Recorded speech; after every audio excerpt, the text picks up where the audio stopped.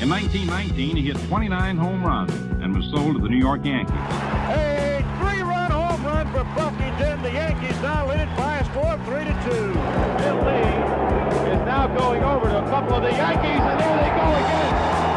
Brown hits it to deep left. That might send the Yankees to the World Series. Varitek and A-Rod going at it. Roberts is going. Posada's throw. Roberts safe. What can I say? Just tip my hat and call the Yankees my daddies. Welcome to Fanbase, a deep dive into the greatest rivalry in sports. John Senecal, my partner, Brian Shackman here with you. The rundown for today's show, we're going to talk about this Kevin Brown stuff with the Baltimore Orioles quickly. We'll also talk about this brawl between the Indians and the White Sox. And then, of course, we have the Red Sox and the Yankees. I mean, there's not a ton new we can say, but I have a couple of things I'd like to say about the Red Sox that haven't been said about the last week of time. John, how are you? I am not bad. I'm not bad. It's a busy week at my house. There's a lot of flying solos and running all over the place. Yeah, it seems like it's crazy right now. And I want to do something here, but I have to do something here, so I can't do the thing I want to because I have to do the have to. I'm on vacation next week, though, heading to the islands, so that will be fun. Good for you. It sucks having to take a warm weather vacation in a warm time of year, but my wife's schedule is just so whack. She can't take time off. You going to like Aruba? Where are you going? St. Martin. Nice. Yeah. Look at you. Dueling Aruba's come played out. household. We've been there too much. Listen, I want to talk about this Orioles thing. And by now, most baseball fans have heard what the Orioles announcer said. And we don't know for sure if this is why he was indefinitely suspended. There could be something else going on that we don't know about. The Orioles won't comment on right. personnel So issues. everyone's assuming it's because of this, because no one else can figure out why he would be suspended. And Michael Kay had some really interesting things to say. A lot of people in the broadcast universe, Howie Rosen had some really interesting things to say. What we're going to do is we're going to play it for you really quickly. What people think caused the play-by-play guy on TV for the Orioles to be indefinitely suspended, and then we're going to talk about it because I have some definite things that I want to say. So supposedly this is what got him suspended. It's been a minute. The Orioles split a two-gamer with the Rays in June. They had lost their last 15 series here at Tropicana Field. You have to go back to when our now colleague Brad Brock picked up the win in the series finale June 25th, 2017, the last time the Orioles won a series here at St. Pete. Already got 3-2 at the Trop this year after winning 3 of 18 the previous 3 years combined. It is a stark difference, Ben, and it is not a bad Rays team. It's not like all of a sudden the Rays became slouches in the American League East. Okay, so, I mean, obviously we both agree that obviously you're a TV guy. Yeah. You don't have a graphic up that has that information unless they plan to do that segment anyway. A lot of layers here, right? So all the information is coming out of the press releases that the teams put out. It's all public information, right? And this is nothing different than what's been said a million times in the past by all sorts of color commentators and analysts across the board about teams in general. Records, past records, performances against things. Other layers, like you said, someone built the graphic. There's a producer on the show. There's people making the graphics. All of this stuff is approved. Right. So me as a former current television person who's kind of been on both ends of it, out in the field and behind the scenes, something stinks. Definitely stinks. I think it goes a lot deeper than this. Do you think maybe they didn't like this guy anyway and they were looking for a reason or something like that? I think this is a targeted discipline by all means because, look, he hasn't said a From word. someone who's been targeted. No, I was just going to say, this has happened to me, Yeah. in my opinion, and I think other people's opinions too about me. But that's for a later date. But let's get back to the Kevin Brown situation here. My opinion, yes, targeted discipline because what he said there was nothing bad about it, and he has been in the weeds about it. He has not said a word. He's let everyone else speak for him. Now, usually, if you have something to hide, you kind of usually go on the defense a little bit. You kind of you want to be out there. He's letting everyone else do the talking for him. Well, he also doesn't want to lose his job. It's funny you say because there has to be something else going on. Because I understand the sensitivity. The team's been bad forever. Now they're good. Maybe they want to look forward more than they want to look back. Why do it now? Like everyone's talking about you in such a positive light. Why start? Right. So it seems irrationally thin-skinned, which makes you and me think that there must be more to it. And if it's not, then I would think there's other people in line to be suspended, but you might not hear about them because they're not the colorful people that are on camera. But still, like so many layers of this that it went through. The layer that gets me is almost all the teams own their media broadcasting things, and the inability to be honest about what's going on people say, journalism's long gone in that side of sports. Let's just be honest. It's not journalism. But you need to be able to speak about what's really happening. If the team stinks, if a player screwed up, if you think their energy or effort isn't there, you should be able to speak to it without worrying about your job. And I think for me in the media, when I've been laid off and fired and also promoted and so on and so forth, that it bothers me that our culture now, this is the norm. It's not the exception. The norm is that if you work for the TV, you probably work for the team, and you can't piss off somebody who runs the team or owns the team, so you have to swallow your tongue. And to be honest, it's the guys like Eckersley or whoever who go out and just say what they want. They're the ones who are the most popular anyway. Yeah. And so it's like, what are you trying to do? Well, I mean, like in Eckersley, they're speaking to the public. They're speaking and telling you what you need to hear and what you want to hear. I mean, but do you have to be a Hall of Famer to get the kind of protection to be able to be that honest? I don't know. I mean, I still think there's an axe to grind with this guy for some reason. I mean, he's a young guy. But it does bring up larger issues, is my point. Like, the model is not great anyway when someone has so much power and something as little as this creates this kind of problem. And it's like, he's not stating anything that's not fact. If you like the other day in the Yankees broadcast, Susan Waldman was doing a pregame with Sterling, and she was talking about who threw out the first pitch, and she said Run DMC threw out the first pitch. Well, we all know Run DMC is not a person, and they're not even the whole group anymore because one of them's died. So how could they be out there, one person, Run DMC, throwing the first pitch? So you could break that down and be like, she's sending out unfactual information. She's being insensitive to a group that had lost a member of its group. I mean, come on. Yeah, like, how far does it go? I mean, if this guy is stating fact, and he's not beating the horse to death. He's basically just, in a way, he's almost praising the team. But my point is that he should even be able to beat a horse or whatever. And I just find that the softness of it all is super soft, so disappointing for me.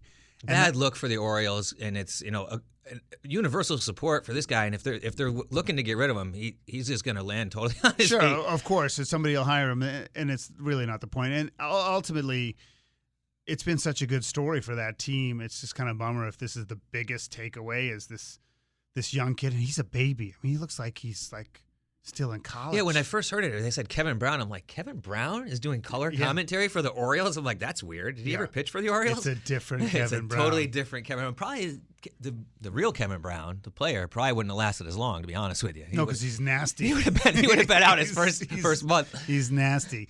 He's John Senecal, who used to be nasty. Now John's really nice. I don't know what the deal is with that. He's got happy. I'm not even 50 yet. Imagine what I'll be like when I'm 50. I'll be like a buttercup. I know, seriously, you're like reverse. I'm getting grumpier with age, and you're getting sunnier. If you knew John, he's like the Benjamin Button of humor. When he was 23, he was such a rager in terms of intensity. Now he's just happy. Listen, John Senecal, Brian Chapman, episode 123.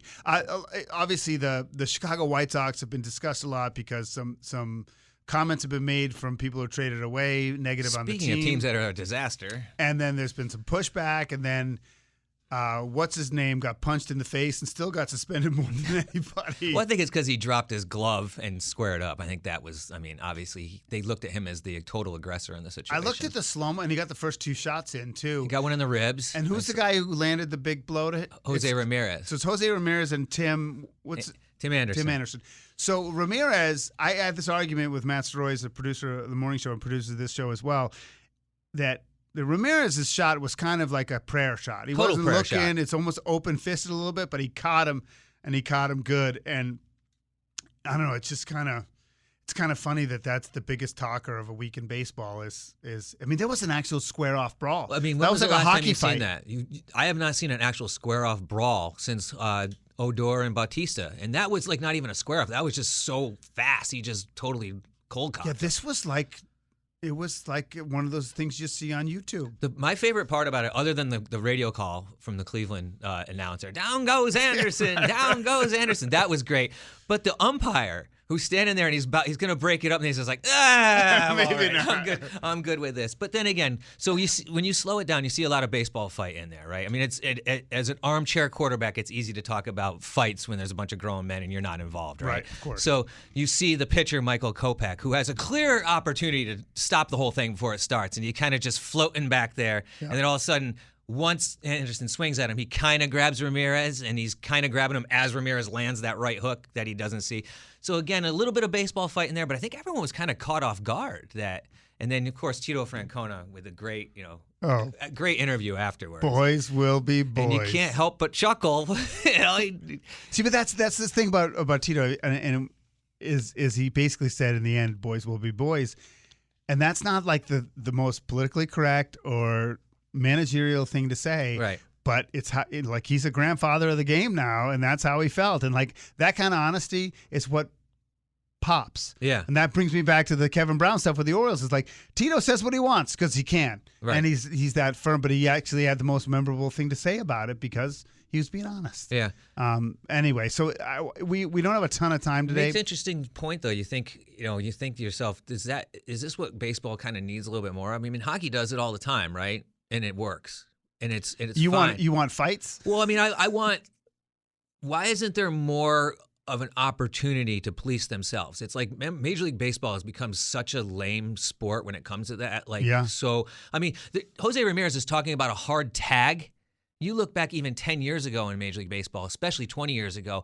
I mean, you're basically trying to take someone's head off going into second base. And he's talking about a hard tag, that Tim Anderson has been doing hard tags a lot. The point is they're all soft. Well, it's not only all that. These stupid it's all the rules. money, too, right? Too much money invested. It's easier to get rid of a guy when they're making $100,000 a year and replace him as opposed to some guy sliding into second. It's on an 8-year, 10-year contract, and you're worried about him tagged in the eye, and next thing you know he can't see. The game is the game. It is. And it's kind of sad because it's almost had to police itself to keep the players on the field, right? But when you sit there and you're listening to a guy complain, well, he's been doing hard tags for a while. I don't think it's just that. But, I mean, come on. It just seems a little strange. But I think maybe Major League Baseball needs a little bit more of that. Now it's like a guy throws up and in and both teams get warned. Yeah. And no one's even done anything. And it could have just gotten away from him. I mean, it seems a little soft across the board. I mean, but I don't know how you put that genie back in the bottle. There's no doubt. The thing I hate is, and we could do a whole episode on this, is the unwritten rule thing. Stuff that just sort of happened 50 years ago is now all of a sudden like you can't do it. Right. Like, and I think that like it's the pitching inside thing or whatever. It's like it's baseball. I know you're making $20 million a year. It's your livelihood. And if I was in that, I'd be mad too. You can get mad. Right. But that's how you work a game. But you can't take away a person's right to do that. Right. And so I think it brings up some larger issues of things that are some kind of blind spots with the game. Listen, let's talk about the two teams really quickly. Speaking of larger issues, right? I'm going to the Royals series, and then I have tickets for the Dodgers that my wife said you should sell them.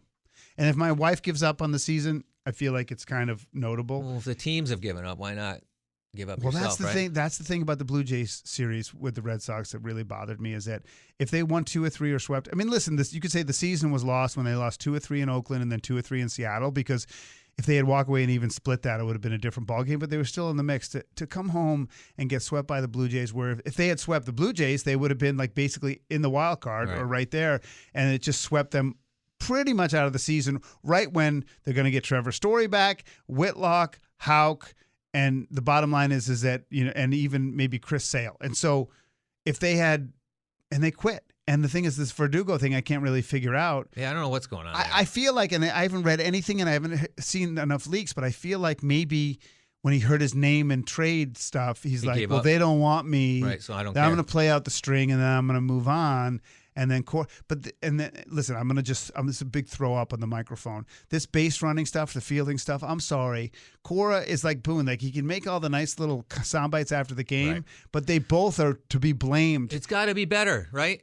You're coaching the team. Yeah, it's what, awful. You can't get these stupid guys to come to practice, the field 20 minutes early to take a little extra infield or go over some leads and situational base running. But like, here's give the thing, me though. a break. What if they are doing it? I mean, we don't see How everything could that that's going on. I feel bad for a manager like Aaron Boone because he has to sit there and sugarcoat this crap every night. He has to sit there and talk to the media about why a guy who's making $30 million a year can't score from second base with 2 outs and a single to right field. That I could have scored of running backwards. Well, if he had scored, he probably would end up on the injured list. Exactly. So. And I've said it a million times about Stanton. If you got rid of that guy, how is he going to hurt you? How is Giancarlo Stanton going to hurt you as a team? Other than the fact that he's sucking the money out of you because you're paying him too much because the contract's a bust and you got him for 4 more years. But come on, if you're Aaron Boone and you got to sit there every night, there's no wonder why the guy lost his mind on an umpire for the 8th time this season. You need somebody we can yell at and people will like it. Right? I mean, if he yells at the umpire, everyone's fine with it. If he's honest about his player, he loses the locker room. It's awful because I feel like that's what you need. I mean, where's the accountability? I mean, yeah, the guy. But my point is that there's not enough accountability on the managers right now, in my opinion. There's not. And the coaching. Is it too hard to manage when you got a bunch of people that are billionaires, basically? I mean, I guess that's what it is. I don't know. I mean, I don't know. But, like Devers is a dumpster fire at third base. And everyone talks about how he hits a 3-run home run, but he makes errors left and right. So, I mean, it's what do you value? But you can do that. You can bat .212, but if you hit a 3-run homer, even if you're down by 4, you're still great. I don't get it. I just don't understand it. Meanwhile, you got all these teams that are just walking by you with versatile players that know how to get it done, that are younger, that are faster, that post every day. I don't get it. I couldn't have said it any better. And so the fundamentals, like you could make sort of a younger generation versus older generation commentary, but the bottom line is that there are teams with young players who are doing it very well and that they're making the plays they're supposed to make. And if you're out of it and you think you're out of it, well, maybe this is the time to try it. Take the last month and a half of the season and get it together. Because listen, if you're the New York Yankees, you got 50 games left in the season, right? Everybody basically has 50 games left in the season. You're going to need 90 wins, right? To be in a wild card. Yep. 90 wins. You got to go 30, 32, and 18? The Yankees aren't going to do that. That is not going to happen. You don't think so? Get your head out of the sand. There is zero chance the Yankees are going to make the playoffs. You view it like I view the U.S. women's soccer team, that the first couple of games of the tournament, that's what they were, and they weren't going to get better or figure it out, and they eventually got bounced.